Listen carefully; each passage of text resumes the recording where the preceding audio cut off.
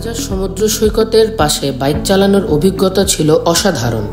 এক পাশে ঝাউবন আর অন্য পাশে নীল সমুদ্রের বিস্তৃতি, যেন প্রকৃতির দুটো রূপ একই সঙ্গে উপভোগ করছিলাম। হালকা বাতাস আর সমুদ্রের মৃদু গর্জন চারপাশে এক প্রশান্তির আবহ তৈরি করেছিল।